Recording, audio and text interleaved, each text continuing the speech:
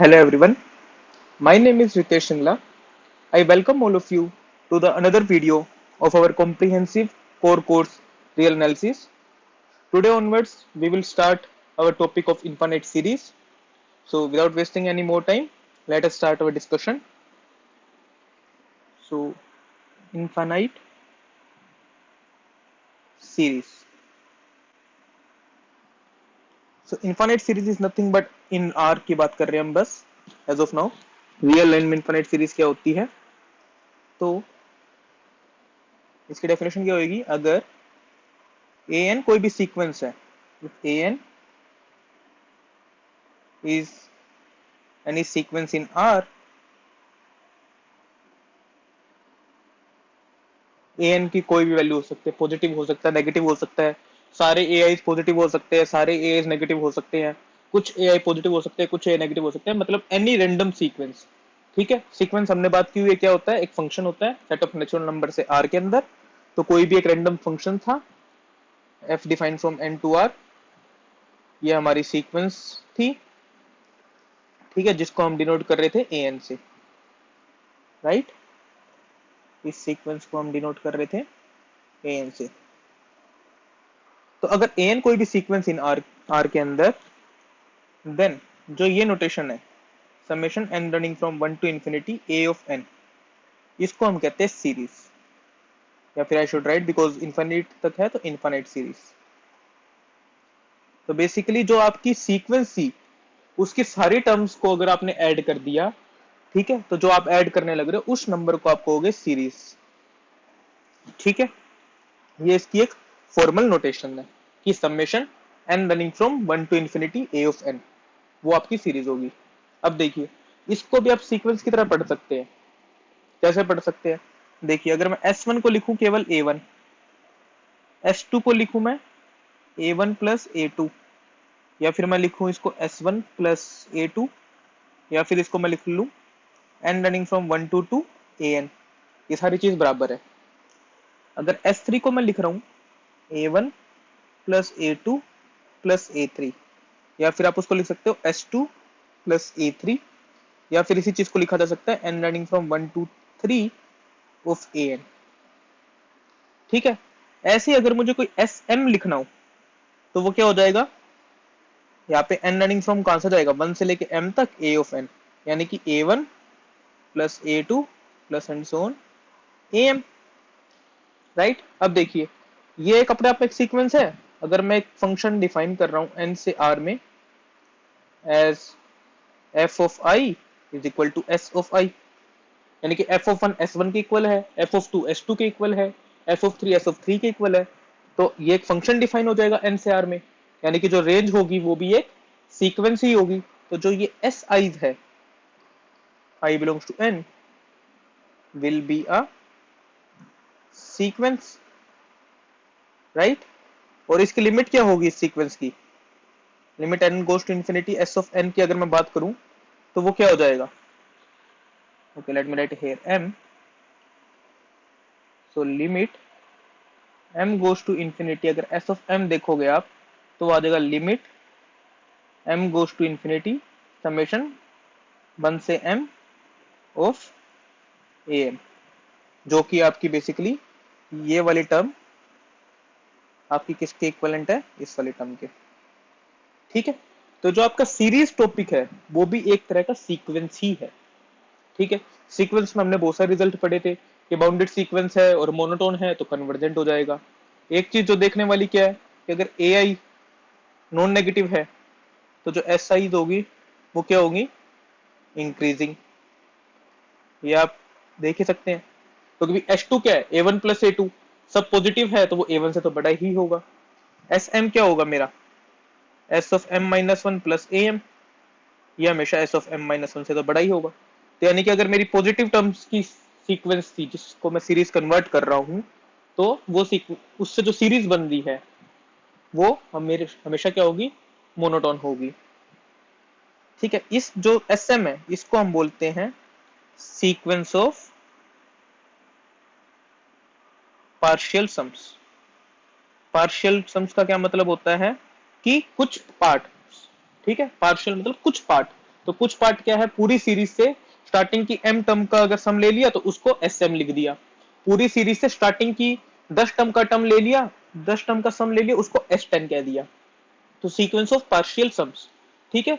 ये सीक्वेंस कहां कन्वर्ज करती है, जो सीरीज है ओरिजिनल सीरीज, वहां पे ये कन्वर्ज करती है।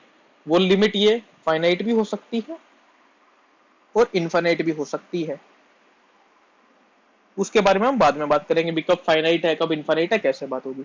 बट आप इतना समझ सकते हैं कि अगर कोई भी सीक्वेंस थी ए एन के अंदर, तो अगर मैंने समेशन लगा दिया n running from 1 to infinity a of n, वो क्या बन गई मेरी इनफाइनाइट सीरीज, पहली चीज। उसके बाद इस सीरीज से भी मैं एक नई सीक्वेंस जनरेट कर सकता हूं। कैसे कर सकता हूं, सीक्वेंस ऑफ पार्शियल सम से, ठीक है। Sequence of partial sums S1 S2 S3 and so on Sm, जहां पे S ऑफ M क्या है, A1 plus A2 and so on summation up to AM, यानी कि पहली M टर्म्स का जो सम होगा सीरीज की, वो मेरा SM से डिनोट हो जाएगा। ये दो टर्म्स हैं जो आपको डेफिनेशंस में समझनी है, ठीक है। ये बाकी वाली चीज, ये वाली चीज समझ में नहीं भी आई है तब भी कोई बात नहीं है। अभी इंपॉर्टेंट क्या है कि इनफाइनाइट सीरीज दिखती कैसी है और सीक्वेंस ऑफ पार्शियल सम्स क्या होता है, ठीक है। अब जब आपने सीक्वेंस ऑफ पार्शियल सम्स कर लिया, तो अगर आपको इस चीज को स्टडी करना है, अगर आपको n running from 1 to infinity n को स्टडी करना है, तो आप बेसिकली इस एसआईज को स्टडीज कर लो। अगर आप इन सीक्वेंस ऑफ पार्शियल सम्स को स्टडी कर पाओगे तो आप सीरीज को स्टडी कर पाओगे। और सीक्वेंस को डील करना आप जानते हो, सीक्वेंस के लिए हमने कितनी सारी थ्योरम पढ़ी थी, हमने मोनोटोनिक कन्वर्जेंस थ्योरम पढ़ी थी, मोनोटोनिक सब सीक्वेंस थ्योरम पढ़ी थी, बोल्जनो-वीरस्ट्रैस थ्योरम पढ़ी थी, और क्या क्या पढ़ा था।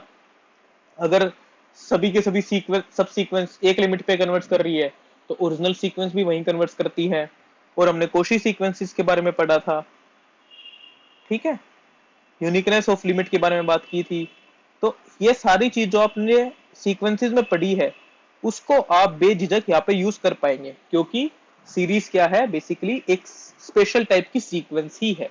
आपने स्पेशल टाइप की सीक्वेंस देख ली कि, वापस लिख देता हूँ, summation n running from 1 to infinity, अगर ए एन है, इसको मैं क्या लिख सकता हूँ, limit n goes to infinity summation i running from 1 to n of a i, यानी कि यहाँ पे अगर मैं लिमिट पुट कर दूंगा तो ये दोनों चीज इक्वल हो जाएगी।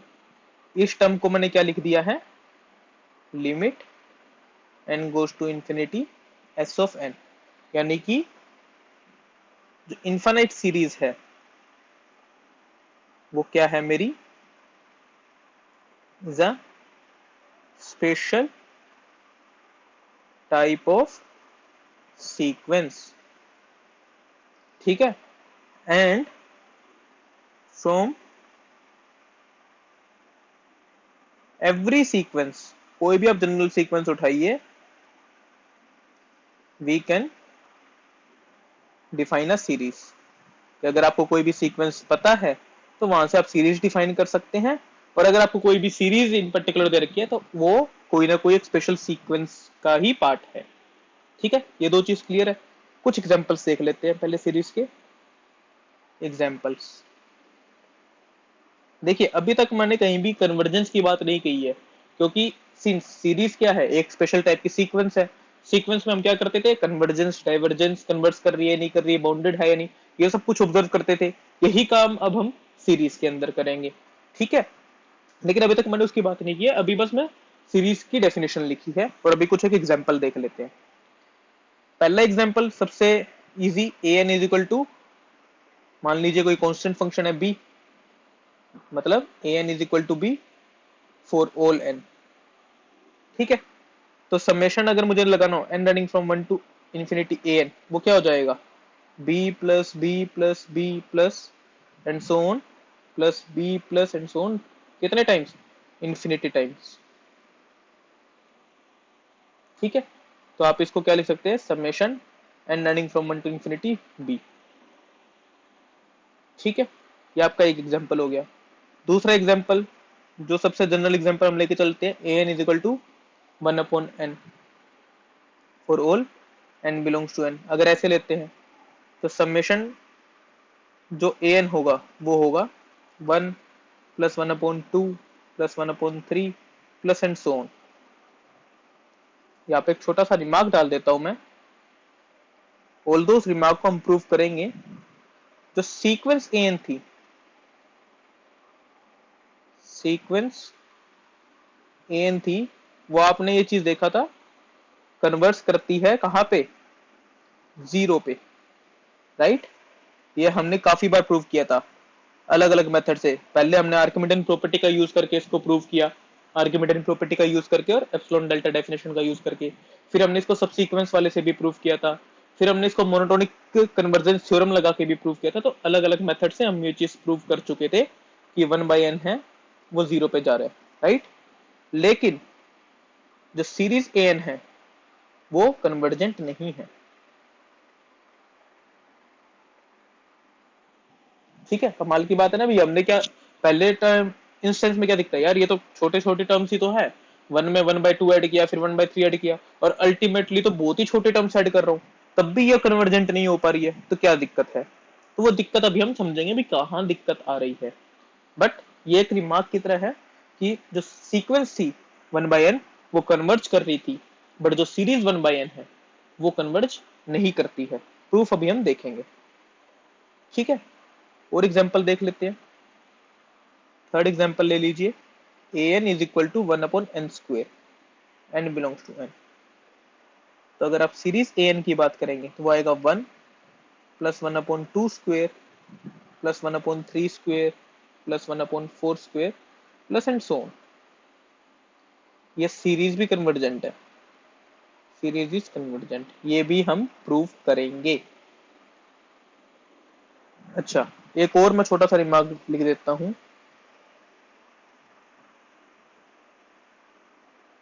Checking convergence of series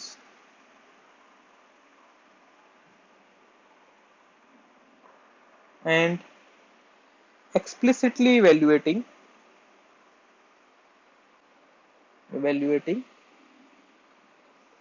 its limit are two different things, ठीक है। कि भी अगर मैं कह रहा हूं ना कि सीरीज कन्वर्ट्स कर रही है नहीं, तो आप मोर और लेस जब इनफाइनाइट सीरीज का टॉपिक पढ़ते हैं तो आपका जो फोकस रहता है वो केवल इतनी सी चीज पे रहता है कि सीरीज कन्वर्जेंट है या नहीं, बस।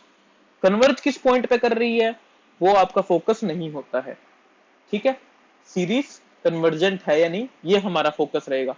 जैसे हमने जब सीक्वेंस पढ़ रहे थे, while studying sequences,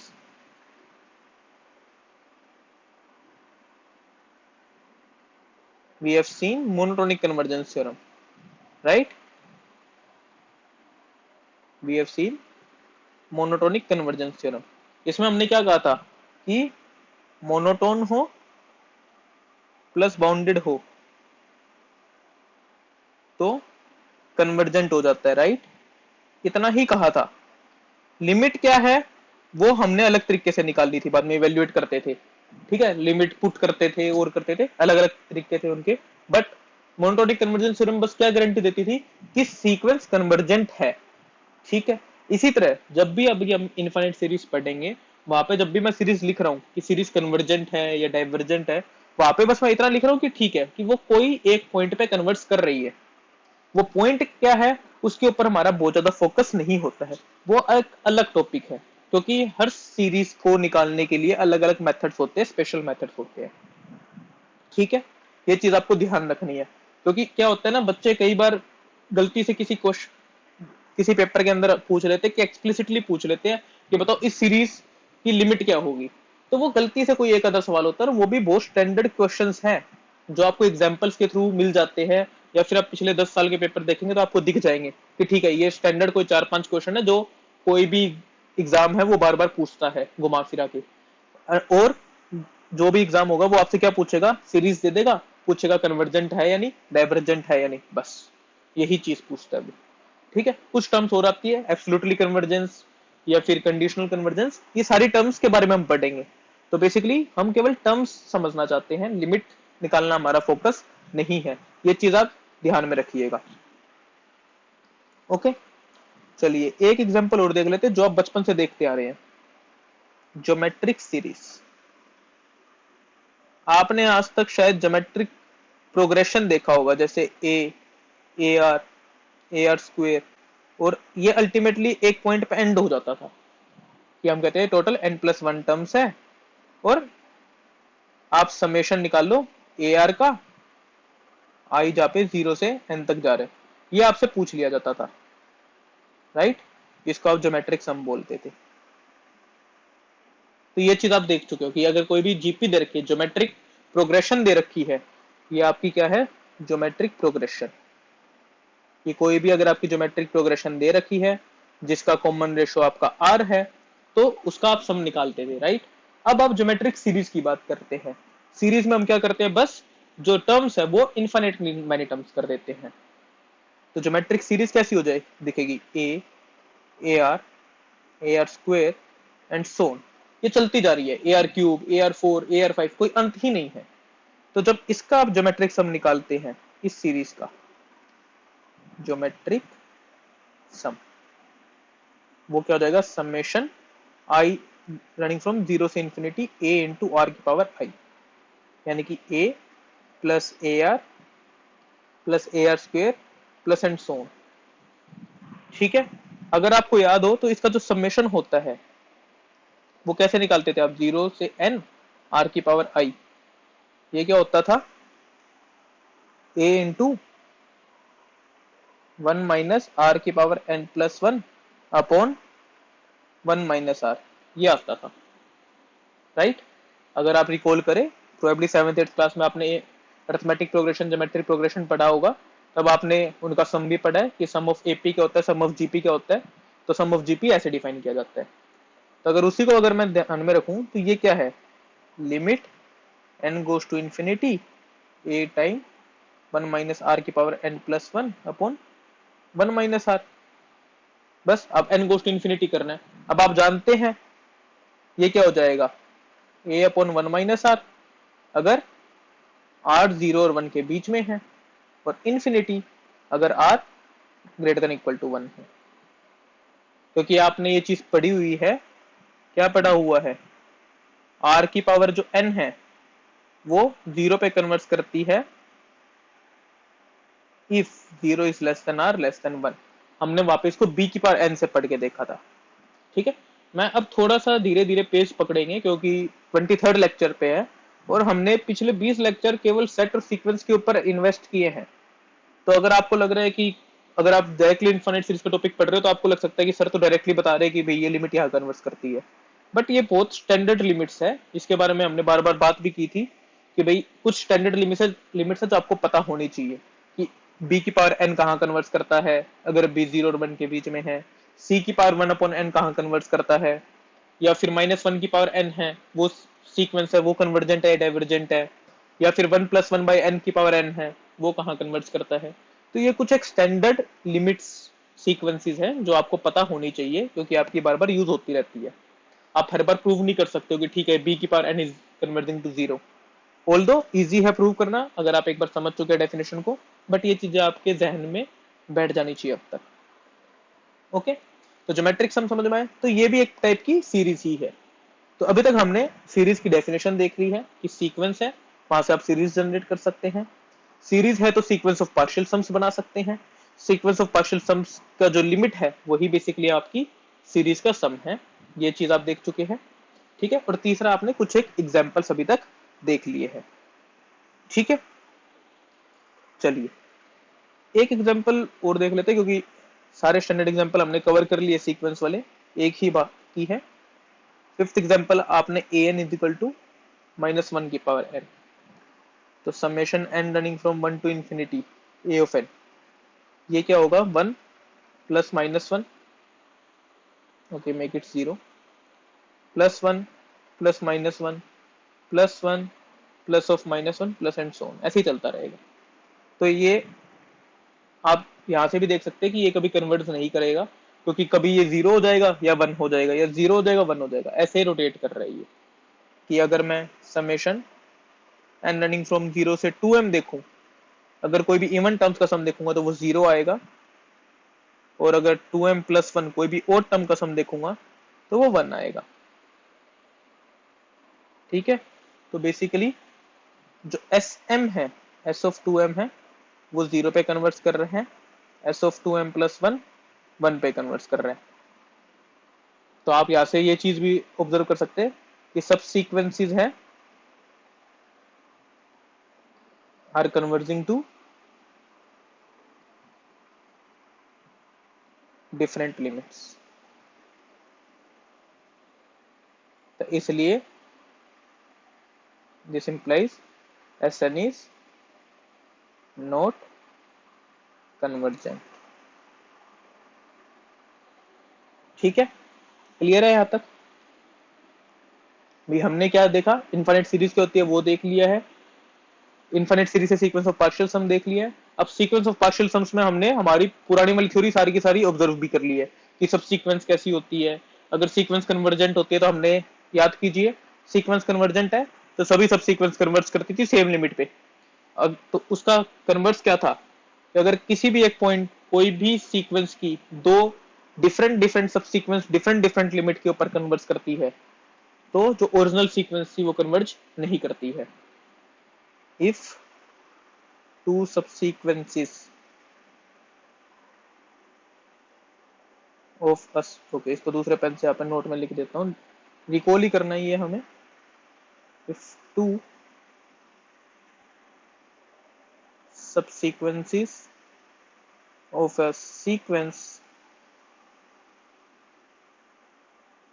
converges to different limits,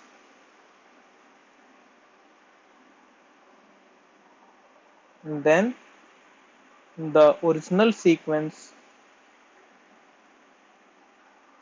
is not convergent. Okay, clear है यहाँ तक? चलिए, इसी के साथ आपने डेफिनेशन सारी देख ली है, इसी के साथ हम हमारा आज का लेक्चर यहीं पे स्टॉप करेंगे। ठीक है, अगले लेक्चर के अंदर हम कुछ सीरीज के ऊपर जो थ्योरम्स है, रिजल्ट्स है, उसको ऑब्जर्व करेंगे। अगर आपको हमारे लेक्चर पसंद आ रहे हैं तो please do subscribe to our YouTube channel, join our telegram channel and share this video as much as possible, क्योंकि इनफाइनाइट सीरीज अगेन बहुत इंपॉर्टेंट टॉपिक है हर कंपटीशन पॉइंट ऑफ व्यू से। तो please do subscribe to our channel and share these videos among your friends. Thank you so much.